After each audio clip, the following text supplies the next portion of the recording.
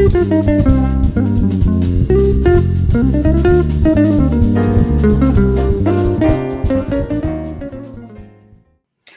glottal attack is a vocal onset where the vocal cords come together very firmly before the sound is actually produced.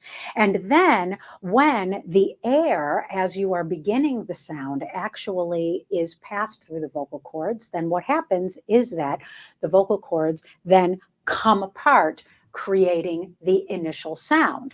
So, for instance, when you have a word that begins with a vowel like airplane, you can hear that at the very beginning of that initial vowel, you will hear that the tone has a little bit of a sharpness to it.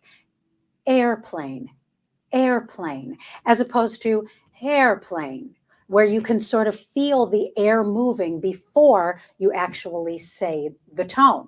So the way that you can create a glottal attack is if you sort of bring in the breath, inhale very gently, and then hold your breath just slightly, and you will actually feel that no breath, no air will be coming through your vocal cords. So it's sort of as if you are about to say something, but you stop. Airplane. And then you hear that little attack on the onset of that word.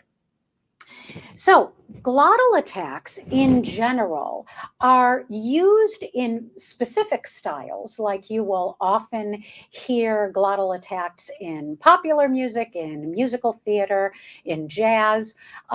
Sometimes they say that you should not necessarily use glottal attacks in classical music, especially when you're singing in foreign languages like Italian or French.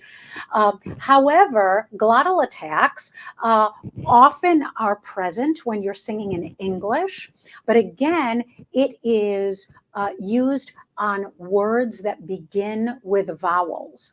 However, don't just glottal attack every word that starts with a vowel. Generally, if you are singing in English, there's generally a rule that if you have a noun or a verb that begins with a vowel, you can use a gentle glottal attack to actually bring out that word, enhance the word in the statement that you are making. But in general, you want to use the glottal attacks carefully so that you are only using them when when you want to actually emphasize a word. So that is a glottal attack.